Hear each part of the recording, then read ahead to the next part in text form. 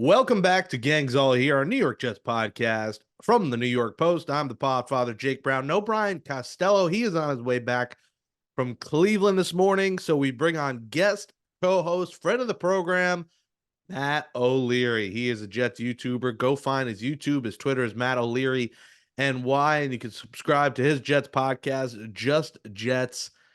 Matt, I said to you, hopefully we don't get a dump show of a game. And, we got a pretty entertaining game, at least. It wasn't pretty. The coaching sucked. The flags were off the charts.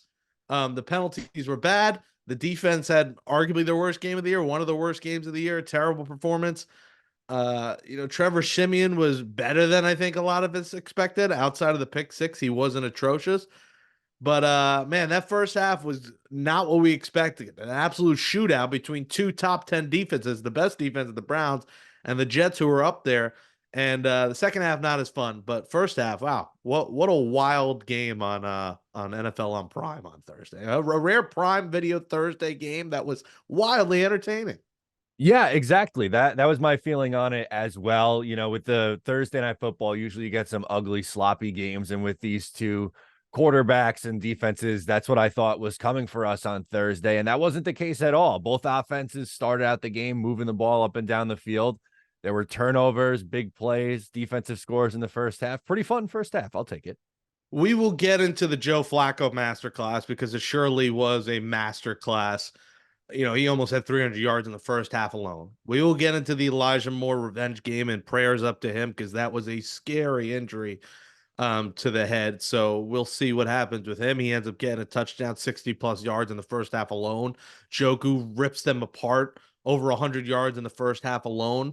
Um, and they dominated. But it was 27-17. Jets were in it. But the story of this football game, and it's more of a story even now, Matt and Jets fans, because of Woody Johnson, with my co-host, is exclusive, telling him that Saleh Douglas, the coaching staff, will be back next season. He did this with a couple of games left. He did it with 3 left. Luckily they won last week, but playing the Commanders will help that case.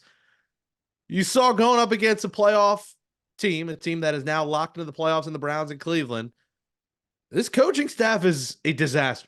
And this is not something, Aaron Rodgers will be back next year. It'll all be just fine. This is year 3 of this. Robert Saleh, 17-33 as Jets head coach. Nathaniel Hackett, he's nothing. We know what he is. He's the friend of Aaron Rodgers. Now, he wasn't the reason that they lost on Thursday, but you wonder if Robert Saleh is watching the game on the sideline. You wonder if he's locked in. You wonder what the hell he's doing and what he's good at, besides running up and down the stairs before games, besides wearing T-shirts of high school football teams around the state of New Jersey, besides wearing shirts that say all gas, no break, and cliches that he will drop, and motivating his team and clapping on the sideline for his team. What does he do in games, and what does he do to discipline this team that will make them better and make this team a playoff team next season? And that is a valid $64,000 question, because I didn't think I'd be coming on here in a meaningless game where the Jets are fighting to, move up their draft stock, which they did one spot. They're at 8 right now. I didn't think I'd be, yelling about a team that is out of it, that is meaningless football right now. But you leave that game being pretty pissed off at this coaching staff as we continue, Matt, to see these mistakes like false starts. More importantly, delay of games. You're taking delay of games instead of, you don't want to burn a timeout. In some cases, I'm fine with that. But there were 2 instances here. You don't burn the timeout. You take a delay of game, and you're thinking, what the hell are you doing? And I get it. 5th string quarterback, backup offensive line, tons of injuries. But you saw a team that's dealing with similar issues. They're on their 4th string quarterback. They lost their franchise quarterback. They lost their franchise running back. They've had other injuries. They played without Amari Cooper last night. They still have no problem scoring 37 points and now going to the playoffs. So everyone wants to make excuses for the Jets, the injuries, everything, this and that. Every team battles adversity, and how you respond will show which teams come out on top. And the Jets have not responded well. But coaching is something you can control, and it's something that's a problem that these guys are coming back, because 4th and 6, 4th quarter, taking a delay of game and not using a timeout there, only to punt when you're down several touchdowns, is inexcusable. You've already essentially punted the season. Now you're punting the game. Call the timeout, lose a timeout, make it 4th and 6, and try and get that first down. multiple times you're like, what is he doing on the sideline? We know about Hackett, he sucks, but Salah's the talk here. And we don't know what he is because he hasn't had the, quarterback to be, help him. He's had terrible quarterbacks through his 3 years here, Matt. But we do know this. He has not been a great in-game coach. And it's alarming and it's concerning. And going into a year where you're expecting a playoff team, hopefully, and maybe a Super Bowl contender, he's done nothing to show me that he can propel the Jets in games, in close games. Because I don't know if he's watching. He can't coach his team out of a paper bag. He can't coach his team how to make a piece of toast.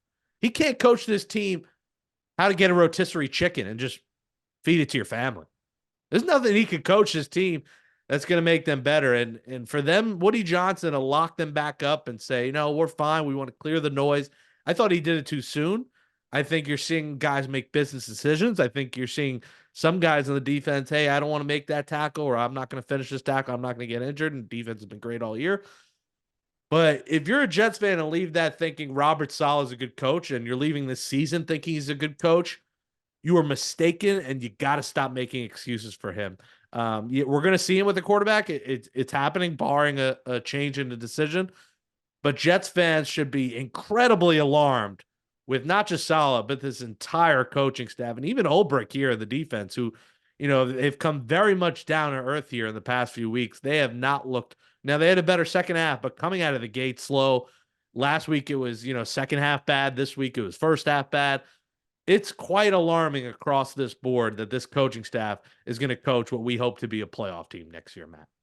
Yeah, you're 100% right with everything you just said. Like going into next year, the only thing for Robert Saleh that he's banking on is Aaron Rodgers coming back, right? Like, because he hasn't shown you anything else to make you believe he's anything more than a defensive coordinator.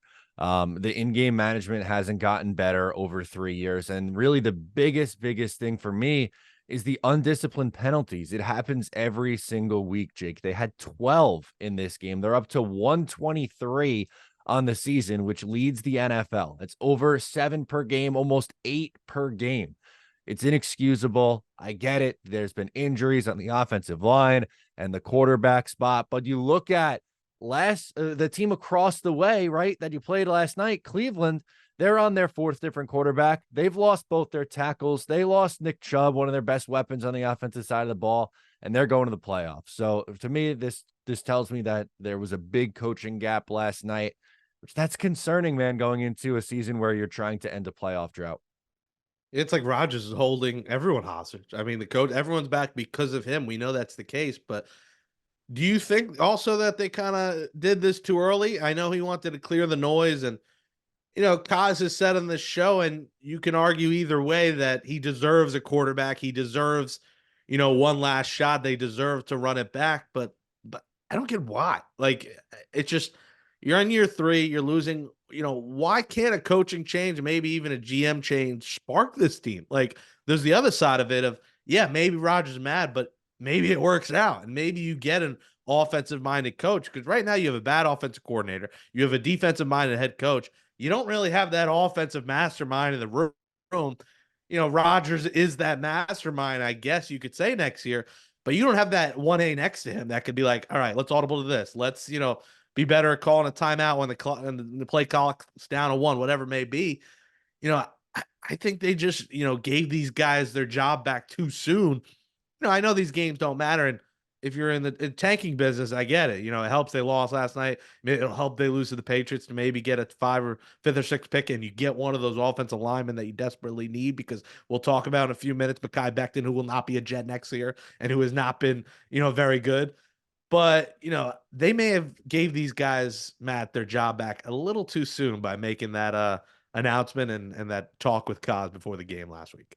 Yeah, and honestly, it's felt like since the 4th play of the season that both Saleh and Douglas have operated like they were under the assumption that they were back next year, which I just think is a really tough way to go about business. Like for Joe Douglas, being conservative on the offensive line. They didn't make a trade deadline acquisition. They signed Roger Saffold, who is still MIA. Who knows where he is right now.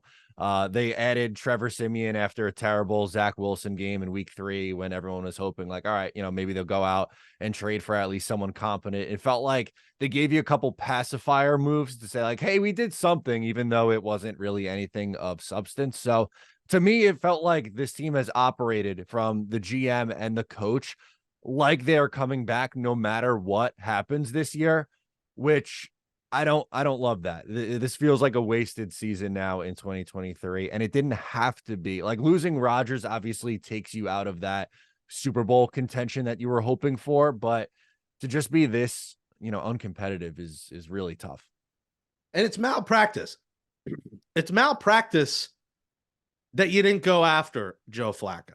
And Kaz has said on this show, and it's come out, organizational decision, everyone talking about it. We had this first. Kaz said on Gangs All Year that someone in the organization did not want Joe Flacco back. Now, it's a guessing mystery who it is, because it's not Joe Douglas, because he essentially founded Joe Flacco in Baltimore. That's his guy. So you wonder, is it Woody Johnson? Is it Chris Johnson? Is it Aaron Rodgers? Is it Nathaniel Hackett? I don't think it's Saleh. I think it's arguably Woody or Rodgers. Those are my two people who are like, because maybe Rodgers sees Flacco come in and he has success and he gets pissed off. Maybe it's Rodgers. Maybe Hackett doesn't. I can't really see it. I don't know why Hackett wouldn't like him, but I'm very curious who it was, because he's called the Jets. Matt, they had multiple chances at him. And listen, I'm not saying, especially with his coaching staff and the offensive line, that Flacco comes here and they do what the Browns are doing, go to the playoffs.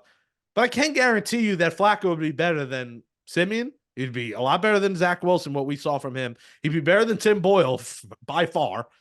And this was his revenge game. This was his you should have signed me game. Because despite the interceptions, and he's had 8 of them in the 5 games he's played, he came in here in December, and, what a wonderful Christmas time, they say. And it's been what a wonderful Christmas time for Joe Flacco, who has won his last 4 games. He's 4-1, and the Cleveland Browns secured a playoff spot. 19 of 29 last night for 309 and 3 touchdown passes. 27 of 42 last week for 368 and 3 touchdown passes. 28 for 44 and 374 and 2 touchdown passes the week before. And 26 of 45 for 311 and 3 touchdown passes the week before that. He's a gunslinger. His stats, that's a Jets season of quarterbacks in 4 games, Matt. Like, that's historic levels for the Jets if they even had a 300-yard passer. So he's showing you that he can still sling it. He can take shots down the field. Maybe that's the offensive coaching side of the ball, and the Jets not having that. But it was malpractice that Joe Flacco is not here, and you even waited for Simeon a few weeks to get him. He doesn't become part of the team until, this final couple games here due to injuries. But Joe Douglas, this is a big red flag for him, that and whoever didn't like Joe Flacco, that he's not here. And he's showing you that he's still got it. And, I'm not going to count the Browns out for, potentially getting to the Super Bowl. With a great defense, with the way he takes shots down the field, we'll see about Cooper and Moore and the injuries. But they're a dangerous football team, and they're arguably future Hall of Fame quarterback is a big part of that. And the Jets had their chance at him.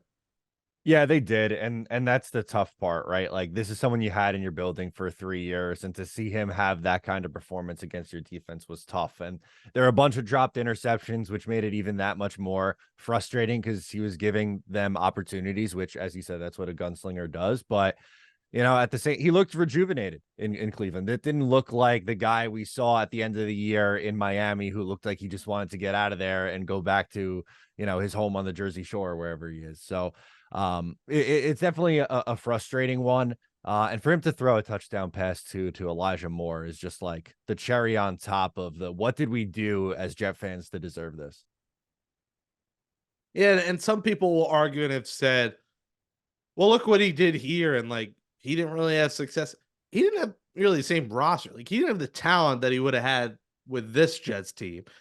And you could argue they've lost some of that talent in terms of receiver and the injuries, but he didn't really have the same exact team that he would have had with these Jets, where I think he probably would have had some success with these guys that they have with Garrett Wilson. It was a different situation the last few years where he was here, but You had your shot at him, and you chose Simeon. You chose the Tim Boyle decision over Joe Flacco. It's just hilarious. I mean, you just had a laugh when you look at the career stats. We're talking about a Super Bowl champion, gunslinger, guy can throw it on the field, and Tim freaking Boyle. Like Matt, Yeah. Tim Boyle. I don't know how he was on an NFL roster. Like, if you want to bring him in for training camp and to take, fourth quarter preseason snaps, like you need to throw someone out there, right? And be the sacrificial lamb in the second half of these preseason games and then say, oh, sorry, you didn't make the roster. That would have been fine. But after Rodgers goes down, they were comfortable with Zach Wilson starting and Tim Boyle being QB2. They were one snap away from Tim Boyle having to come in and play. And he started 2 games for this team. Just ridiculous. And to me, that's on Douglas. Like, we talked a lot about Saleh at the beginning and his struggles, which is fair. He hasn't been very good, but I also think Joe Douglas deserves a lot of blame for this season as well. The Jets punted games with their quarterback situation, and you think a few of these, Matt, go to the Jets' way. We're talking about this last game in New England matter. It's not that crazy. You get a couple to go your way, and these games matter. And you were all you was waited too long with Zach, and you fumbled the backup quarterback situation. When you look back at a few of the games, let's just because it's the final week and you're kind of recapping the season here. Um, the Raider game, there's one. Say that goes the other way, you get a win. The Falcon game, I mean, as ugly as it was, you were still in the game, had a chance to win. Say that goes your way. There's 2 more wins. There's 8 wins. Those two alone, you're fighting for a ninth win next week and still being in the conversation. If you want to look at another one, you could argue the Chiefs game is the other one. They had the chance, they had the ball. The Patriots game, we all know what happened in that one. That's 4 games right there. If 2 or 3 go your way, you're talking about a meaningful game in Foxborough. And that's on the quarterback decision. That's on terrible coaching, terrible play calling. But, it's inexcusable at this point. You want to talk about Elijah Moore. Man, 5 catches, 61 yards. There's 2 sides of this. Bit of a head case. It was a me kind of player. And, we wish him the best with that head injury because you saw him shaking, and that's a concussion symptoms, but could be something worse. So, you hope he gets his chance here to play in the playoffs at least. Next week doesn't matter as much. You're playing for seeding. But you hope that Elijah Moore could play in a playoff game for them. Do you think that they gave up on Elijah Moore too soon, and you wonder if they keep him, and you got Garrett and Elijah Moore, and then you're talking about those two, and you get a Devontae or Mike Evans next year, and you got those 3 guys, and Elijah Moore is your true slot guy, where he was kind of a 1A, probably should always be a slot guy. Do you think they gave up too soon on Elijah Moore and they should have kept him? Not after what happened last year. I always thought like he was a talented player, and he's had a pretty good season in Cleveland. I don't think he's been stellar in Cleveland, and as you said, obviously wishing him the best after that scary injury. But I didn't think he handled things right for last year. And I get it. Like, as a receiver, you want the football, and I understand that mindset. But not everyone's going to be Garrett Wilson. But you look at how Garrett Wilson handles himself, and I think that's like the model citizen. And the locker room is a really big thing, and these coaches in this organization, they want to have the right guys in the room, and I'm not sure Elijah Moore would have been that, so I don't necessarily blame them for that one. Yeah, I agree. I think, it would be great to have him, but like you said, the locker room's important, and you got some good guys in there. You got some dogs. Like Garrett Wilson is a good dude and a good locker room guy that you want. Brees Hall's a good locker room guy that you want. And, you don't want to mix someone in there who is a me guy who's pissed about not getting the ball. You want guys that want to help the team win. So I don't think it was necessarily a wrong decision, but it was something that you're going to watch for now the rest of his career and see if he does shine. You're going to say, oh, what could have been?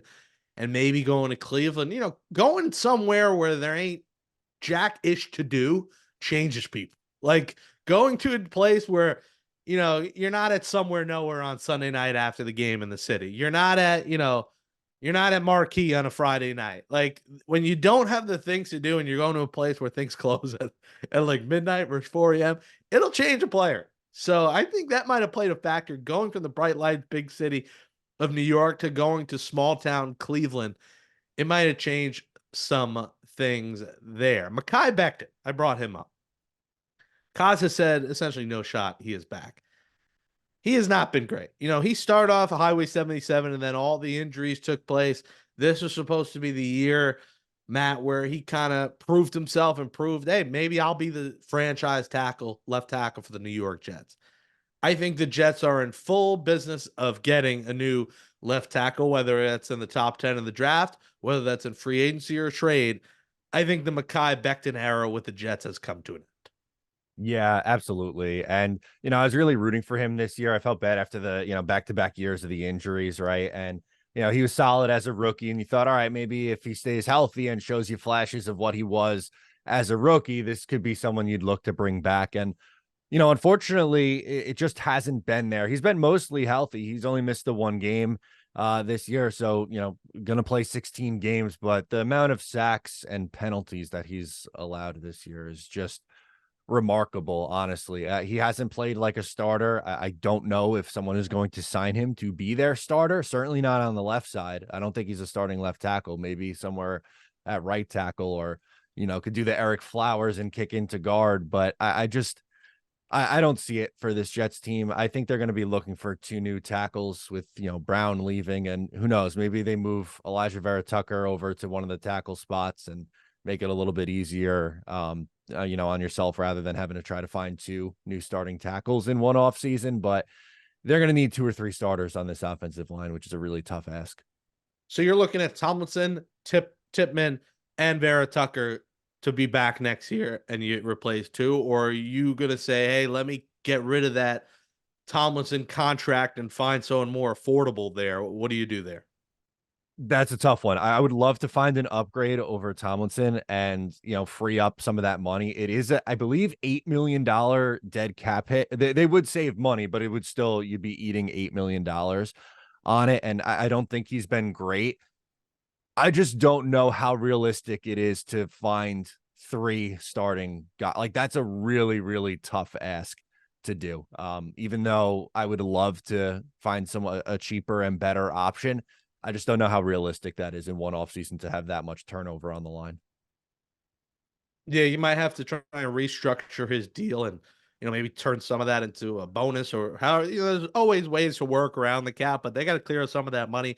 They got to use one of these top 10 picks, most likely an offensive lineman, and then get another one either later. The other one later will probably be a depth piece. You're probably going to get the other one in free agency or a trade. But, the positives from this game is, Trevor Siemian wasn't terrible. Outside of the pick six, he attempted 45 passes. The issue again was a lot of short dump offs. We're talking about an average around 5 yards per pass. So there were a lot of those dump offs, nine of those to Brees Hall, 9 for 42 for him. One of those was a touchdown. So Brees had 13 for 84 in the ground. Brees has looked good here the last few weeks. I think that's a positive. Going to this next season that Brees is your franchise running back, but you wanted to see a couple of big games from that. So you saw that. Garrett Wilson, 5 for 50. I know a lot of people mad he didn't get an extra few yards to hit that over, which was around 51.5 for him, or 50.5, 51.5. One more catch, but he has looked solid. Conklin had a few garbage time catches to get him to 5 to 45. Simeon's not a big story here because he has no future with the New York Jets, but I don't think he was really the reason that they lost. The defensive side of the ball here, let's talk about that. Jermaine Johnson, just a heads up play, tipping himself, the pick six. That was absolutely fantastic. The defense had some positive moments, forcing fumbles. CJ Mosley, like you had said, a few dropped interceptions. It's a weekly story with this team where they've had so many get away from them or fumbles that they just do not recover. But the defense here, I don't know what changes will be made because a lot of these guys are coming back. Like I said, I think you have guys making business decisions, guys who do not want to get hurt. It still puzzles me to not always have Sauce Gardner on a best receiver. I just don't get why the Jets just don't change. Once Cooper's out, say, all right, you got Elijah. Like lock him down on their best receiver. So that always baffles me that you keep him on the same side. Not that DJ Reed is bad, he's still great, but have Sauce cover the best receiver. That never makes sense to me. But what do you think about this defense? They've been very questionable the last few weeks. Jeff Ulbricht's been a guy who everyone has talked about being a head coaching candidate with the job he's done, but We know they're not the 85 Bears, haven't been, but they have come very much down to earth. Do you look at this more as a December, tired, injuries, business decision, or are you actually concerned with this defense here going into the offseason and believe that there may have to be a few additions? I'm not really all that concerned about the defensive side of the ball at this point in the year. Like, I get it. Bad second half against Washington, bad first half against Cleveland. I think, isolate those. They deserve criticism for that because they weren't very good. But over the course of the full season, I think this is the unit that's kept them in the game. They were going into the game as the third defense and defensive DVOA in this past game. Defense and special teams normally has been so great. And, I just feel like it's not necessarily wasting time, but there's just so many more things that I'm concerned about on this team on the offensive side of the ball in particular. To spend a lot of time worrying about this defensive side of the ball. And again, I get it. It wasn't a good first half last night. It wasn't a great second half against Washington.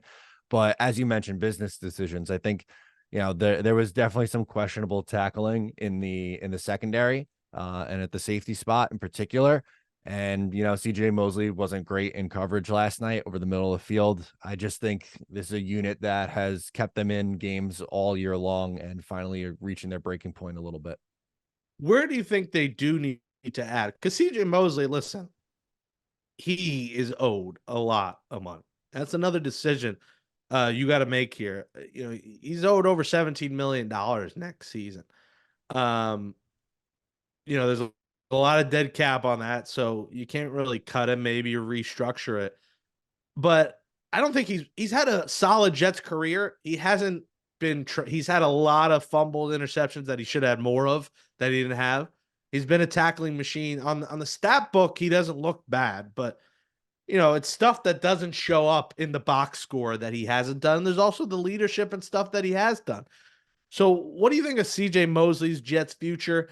And where can this team, Matt, add that they just do not have enough depth of? My guess here would be, another linebacker because Tony Adams at safety has improved and has been a big part of this defense. I think he's going to very much earn a shot next year to be the starting Jets safety again. So, safety, maybe you get a depth guy in the draft, but I think you might be okay at safety. But down the middle of this field, this team gets beat by tight ends, and you saw it, Matt, by David Njoku. I mean, the first half, he finished with 6 for 134. I believe 128 of those came in the first half alone. They get beat down the middle of the field a lot, so I think they could add to linebacker, in my opinion. And also here, what do you do with CJ Mosley? Yeah, I think I would restructure CJ Mosley. And at this point, Quincy Williams is is their best linebacker, but I think there's value in having Mosley from just his football IQ and his smarts. Like, yes, it's obvious that he's lost a step since he's come over from Baltimore and he's up there in age, and you could debate, is he worth the contract or not? He's still a really damn good linebacker in this league. And I think if you restructure him, get the cap hit a little bit lower, I think he's an important piece, like the brain of that defense. For me, I am looking at safety. Jordan Whitehead's a free agent at the end of the year. I don't know if I'd bring him back. I love, the interceptions and the turnovers from him are great. He's not a very good tackler at all. His missed tackle rate, the 2 years he's been here has been very, very, very high. And Tony Adams is someone who, probably gets, the free safety job next year. But, Ashton Davis has played well. Maybe you bring him back and look to bring back Chuck Clark, who unfortunately tore his, ACL before the season, didn't get to see him. Maybe bring him back on a 1-year cheap contract. And honestly, I'm looking at Quentin Jefferson on the interior of the defensive line, right? Like, outside of Quinn and Williams, there's some question marks on the interior of that line. So I think some of it's retaining your guys like Jefferson and then maybe potentially adding at safety. But linebacker, I just think they restructure Mosley. I think they really like Jamie Sherwood. So I'm not necessarily sold that they're going to add at that spot. Yeah, that's a good point on safety, and you will see if Whitehead comes back and the defensive line. You're gonna have the question too of the pass rush. They have so many pass rushers. What do they do with Bryce Huff? Do they give him that extension? I just don't know if the Jets should allot money to that, Matt. I think Bryce Huff has been fantastic, but if that's taking away from other positions, I don't know if it's a need to pay Bryce Huff. I'd love to have him back for the long term, but what's your take on the Huff situation? Because listen, if you're paying him a big contract, which he's going to be due for, you might not be able to restructure Mosley. You might not be able to get a great safety. Maybe you're not getting, two receivers. You're only getting one. It might cut other areas. I just don't know if it's as big of a need as some of the other areas. Yeah, that's a fair point on Bryce Huff. My thing is I have a really hard time letting a guy who was an undrafted free agent that you developed here walk in his prime and go be great for someone else. He's been, developing year over year. He's someone that I've been advocating for to get more playing time. They pretty much just used him as, a third down guy the last couple years, and then I believe it was the Denver game was the first time he really got a little bit of a run this year, his snap percentage going up. And I think he's been fantastic. It takes pass rushers a little bit. And, he's 25, 26 years old. I would still sign him. I think it's bad practice to bring someone in, develop them, and then for the prime of his career, let him walk. I think there are still ways for you to improve the offensive side of the ball, even with adding that contract, especially with how you can structure the contracts in today's NFL. It doesn't have to have this a ton of money in year one. You could structure it so it's a little bit more palatable in the first year to get some of these guys on the offensive side of the ball, under the cap. Yeah, Joe Douglas and his cap guru team is going to have a lot of work to do, a lot of restructuring to do here, Matt, going to the off season. But a lot of pressures on Joe Douglas. Like we have said on the coaching, it's on Joe Douglas. Like they go hand in hand. They're married, as they say. Joe and Salah are married, and this has to be a rock star off season because you got to fix this offensive line. You got to a few holes on the defense. You got to get a receiver to play with Garrett, whether that's trading for Devontae, whether that's signing T. Higgins or Mike Evans. You have to get an elite receiver, and you got to fix the O line, and you got to bring in a good backup quarterback that's reliable. Listen, of course, we hope that Rodgers doesn't get hurt next year and everything's gravy, but you can't have a Zach Wilson, Trevor Siemian, Tim Boyle situation next year. You got to go out and get someone like a Jacoby Brissett and make sure that if Rodgers goes down, you are in the position like the Browns. Great defense, bringing a backup quarterback, and you go to the playoffs still. No more excuses. You can't use Rodgers as an excuse next year. So, Matt, Joe Douglas has a lot of work to do this offseason. Like, they're not incredibly far from being like the Browns and playing for a playoff spot going to the new year, which is something we hope for. We were hoping this Cleveland game was the game they clinch a playoff spot, or they go into New England next week, clinch a playoff spot. And instead, there might be clinching a top 5 spot next week if the scores fall their way. The Patriots win again, and then the Patriots beat them next week. They might be a top 5 pick, which is all good and dandy. But we're so sick and tired here going into the new year, going into Christmas, some years going into Thanksgiving, checking the damn Tankathon site. We don't want to be anywhere near that stupid site. And they do a great job. I shouldn't call them stupid because we rely on them very much. But we don't want to go into 2025 looking at that site until, mid-February. We want to wait till after Super Bowl to even look at the website. So that's going to be on Joe Douglas and his coaching staff to bring in the right guys, to bring in the right characters, and not just bring in Aaron Rodgers guys. Bring in the right guys and bring in the good guys and good players and high IQ players who aren't going to be undisciplined. We could talk about the coaching. We could also talk about the players. Like, snap the ball. Quarterback, like, you see the play clock, right? You're looking at the play clock. Snap the ball. So we want to blame the coaches a lot, and that's who's getting the majority of the blame from me. Players also got to be players. You got to get the right players who are disciplined, who want to win, who want to be here. And I think that's going to be another critical part of a critical offseason going to a year where it's playoff or bust. You're getting the pink slip. There's no guarantee you're getting your job back next year. It's playoff or you're getting fired next year. Yeah, 100%. Like the pressure and the hot seat is turned all the way up, I think, on the coaching staff, the front office. And you said it, there's talent. The defense, I think defense and special teams is great. Offense, you have Garrett Wilson, you have Breece Hall. You need a couple more receivers.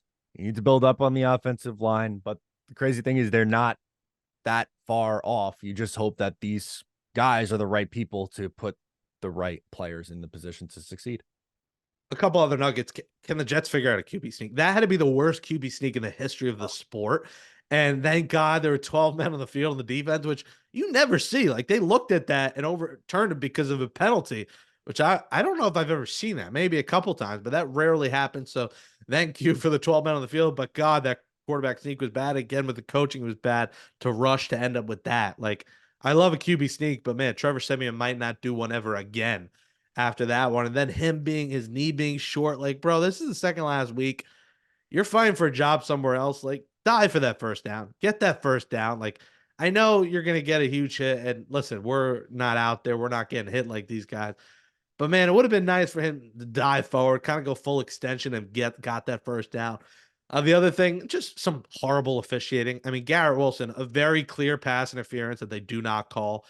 And then also, like, when there's a turnover, let it be, let it go. It's reviewed no matter what. We see this every week, Matt, in the NFL. Like, it's reviewed. Just call it a turnover. And then if it's not, you overturn it. Instead, when you stop a play, it stops a potential pick six, a fumble recovery for six that the Jets could have had. I mean, that's not stopped. Maybe this is a different game. They're still going to lose, most likely. But you wonder, that's not stopped. You get a touchdown. So like the officials have got to be, that should be mandated when there's a turnover. Just let it be. If it stays, we'll get. And it seems like sometimes they don't want to have to go through the review process or go through the extra work. They want to get home. They want to get to dinner. But like, this is happening far too much in the NFL. No, you're right. Like it stinks that every single week the officiating's a story, and you're preaching to the choir on the turnover one, man. Like I don't know why they just don't let it, as you said, let it be, let it play out, because it's automatically reviewed. And on the Garrett one, if that's not defensive pass interference, I have no idea what defensive pass interference is. It just really stinks that the NFL officiating, not just for the Jets, but for every single game, is a major story. All right, Kaz and I next week will preview the season finale in New England against the Patriots. Another minute or two here with Matt O'Leary at Matt O'Leary NY on Twitter. Subscribe to his YouTube and the Just Jets podcast. This is Gangs All Here, New York Post, Jake Brown at Jake Brown Radio on Twitter. We'll have that season finale preview and then the season finale show after that, the post game show. And then going to the offseason, we won't have any, firing emergency shows after that. So I might get a little break from the Jets, which I badly need right now for my mental health. I just need a break from this team after going through the amazing but true Mets season and their disappointment to now no offseason emergency shows because they're doing absolutely nothing, to now the Jets and this, dumpster fire.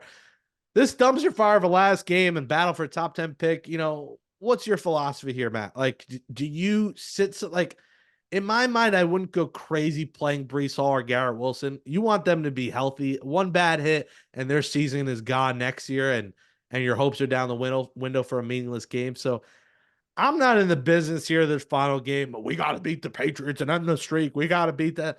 I would play it very safe and smart versus go win this game, because in the grand scheme of things, and I know, you play to win the game, root for your team to win, the long streak against the Patriots. I'm not going to be embarrassed if the Jets lost this game with the Patriots, because the game means absolutely nothing.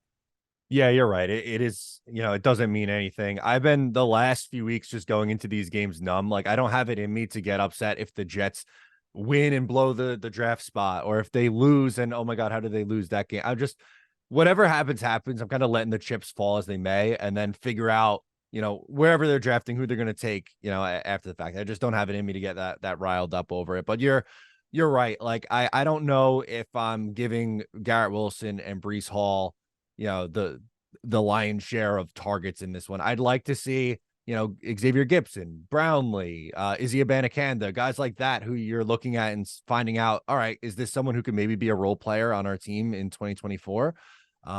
And kind of go that route with it. And again, like, would it be nice in a way to send Bill Belichick out potentially with a loss? Maybe, yeah, but it's probably better to lose and increase your draft stock too. So I won't even be mad if they're in streak close.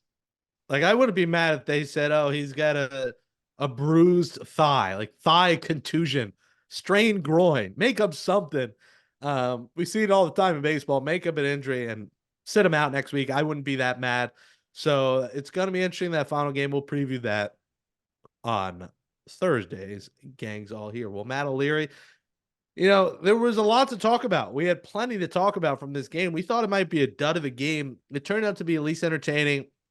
And I was just pissed off the coaching, because we're just seeing this too much. And I know the game doesn't matter, but These guys should still be coaching to win. They shouldn't be in a tanking mindset. I'm not saying they are, but we see too many time management issues, discipline issues, and every team is dealing with major injuries, especially the Browns. So that excuse is kind of just old at this point. It's just very old and annoying to keep making that excuse. Rodgers been out since the fourth snap of the year. You got to get over it. You got to move on. And this team just never did. You know, it was built for Rodgers. Clearly, personnel who was built for Rodgers, everything was built for Rodgers didn't work. And that's on the coaching, that's on the GM, that's on management, that's on the ownership, that's on whoever didn't like Joe Flacco. You know, I want to know one day who that is. My guess is that it's Woody. I wonder if, you know, maybe he didn't like his political views. I don't know what it was. Something there behind the scenes. I'm very curious what it was, who it was. But you wonder if Joe Flacco's here, if this team has a few more wins and you know is maybe playing for something next week. We'll never know. You can follow him on Twitter at Matt O'Leary NY. Subscribe to his YouTube as well. There, the link is there. Just Jets Pod. Matt, have a happy New Year, man. Enjoy. You know, you'll have us covered all off season. You do this full time. I got other shows and teams I got to worry about sometimes. So I'm gonna take a little break and enjoy it. But if you want to stay locked in the all off season, definitely follow Matt. He's a good follow and you do a good job. So happy New Year. Enjoy the rest of your. I don't even know if I still say happy holidays. I feel like the New Year is still part of it, so you could say it until like January, like 2nd or 3rd, and then after that you could just shut up. But enjoy your New Year. Happy New Year, and thanks for joining me on Gangs All Here. Absolutely. Thank you, Jake, for having me on. And as always, have a happy new year as well. Happy New Year, everyone. We'll close this episode next. So much to cover there. Thanks so much to Matt O'Leary for joining me. Always a good guest. As that says, adios to episode 175 of Gangs All Here, our Jets podcast from the New York Post. Thanks to Andrew Hartz for helping me produce the show. Catch up on all old episodes of Gangs All Here by finding it right on Apple Podcasts, Spotify, Google, Amazon, wherever you listen to your podcast. If you're an Apple Podcast user right now, give us that 5-star rating. Just go in there, give us 5 stars. And if you got a few extra seconds, write in a positive review. We appreciate your support. If you're a Spotify listener, give us a 5-star rating on Spotify. And if you like to watch us, you can do that on the New York Post Sports YouTube page. You see a little different face than Kaz this week on this episode with Matt joining us. Subscribe to the New York Post Sports YouTube. Give us a thumbs up. Comment below.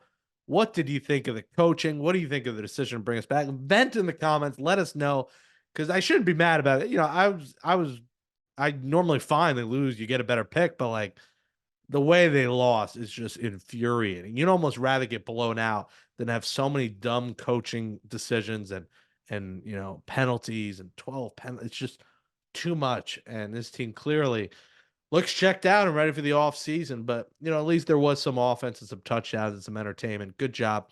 Always good by Prime Video, Amazon Prime, the fine folks there. Follow me on Twitter at Jake Brown Radio. Follow Kaz at Brian Kaz. He'll be back on Thursday as we preview the season finale, Jets, Patriots, and Foxborough. Maybe we'll do a final mailbag. And then in 2024, that will be in 2024. And then the final episode in 2024. I'm just getting puzzled here. Second episode of 2024 will be the season finale. So we recap the Patriots game and recap the Jets season. Put the bow on this season and send us all off into the offseason. A little break until the free agency time will hit, barring any emergency news, of course, in the offseason. We'll have you covered there as well. For Matt O'Leary, I'm Jake Brown. Again, we'll be back. We'll be back Thursday to preview Jets Pats. Thanks, everybody, all season for listening, for watching. Gangs All Here. We appreciate your support. We will talk to you all next year. I had to say that. You get one episode to do that. I could do it here. We'll talk to you all next year in 2024. And I want to close this episode with something a little different. Happy New Year, everyone. I want to close it with a tribute here to Matt Napolitano. Matt is a guy, a Jets fan that I went to Hofstra with. Did WRHU with in college, the radio station at Hofstra. And unfortunately, we lost Matt at just 33 years old. He was battling an autoimmune disease, I believe lupus, for 20 years. Matt was going through it, and you would never know. His personality, his charisma was off the charts. He was in the building, the New York Post, Fox News radio anchor for a while there. And Matt was a guy that, how about this? The dude was on Jeopardy. He was on Wheel of Fortune. And I believe he was also on Who Wants to Be a Millionaire. The guy was a game show guru and checked them all off the list. He had got married this year, 6 months ago. Diehard Jets fan. And man, he could light up a room. He could tell a joke to light up a room. Funny guy. He was hired by Fox News in 2015. He was writing for a Sirius XM channel, the Fox News headlines 24/7. I have friends that worked with him. I have friends that also went to school with him that were close to him. And, you lose someone. I'll be 33 in February. And to think 33 dying is just a scary thought. And hug your loved ones. You never know what people are, like I've said before, going through behind the scenes. You never know health problems that people are going. People might look perfect, but be dealing with serious health problems. And it's not something they want to talk about. They want to address. And this was a situation he was battling for a while. And it is just a horrible loss. Such a good person. The Mayor Eric Adams, even tweeted about it. Everyone loved Matt. And, we lose a Jets fan. We lose a great person, a funny person, a hard worker, someone in this business who was having so much success and was going to have so much more. And a guy who was on Wheel of Fortune and Jeopardy. Just that is remarkable as a big game show guy. He did it all. Rest in peace to Matt Napolitano. And I want to close this episode of Gangs All here with my own tribute. And then I'm going to have a few clips here that I'm going to play from people that work with him, that went to school with him, that knew him, that had great things to say about him. So we're going to close this episode. We're going to play, and you'll see it on the YouTube as well. A couple of those tributes. Tune in. Thank you to these people for leaving them, and rest in peace. Thoughts and prayers are with Matt's family, his husband, his loved ones that he leaves behind. Luke Halpert, WRHU class of 2013. First thing that, when you think of Naps, I'm sure everyone thinks of is just his quick wit. This guy was so funny. This guy was so smart. This guy was just at a different level. This guy, it didn't surprise me when he, made his foray into comedy. It just seemed very natural because he was so funny. I mean, people always want to say quick wit. I mean, this guy was fast with it. He was really impressive. And it didn't surprise me, everything he accomplished in his career, just seeing the guy he was back then. It all just, it's one of those guys that just made sense. It felt right. In more recent years, we lived in the same town in Queens, so we'd run into each other occasionally. It's out in the neighborhood. Last time was probably about a year ago. Ran into him as I was getting dinner with my wife. And yeah, it was definitely cool that day, and it's a real bummer that it'll never happen again. So my thoughts go out to all of his friends, all of his family. It's incredibly sad. Rest in peace, Matt Napolitano. One of the many things I think of when I think of Matt is his ability to adapt to a situation. Whether you threw him on an Islanders broadcast doing updates, a morning show where he'd make you laugh harder than anyone should be able to make you laugh at 7 a.m. on a Wednesday when you were up studying for a test the night before and you have 5 classes staring you in the face. Great. He was hilarious, funny, professional, and he was the same way outside of work. He made you feel comfortable. When I first started at RHU, I didn't know anyone. I was nervous as all heck, but he made me feel so welcome, and it didn't really matter what situation it was. He was just there to put a smile on your face.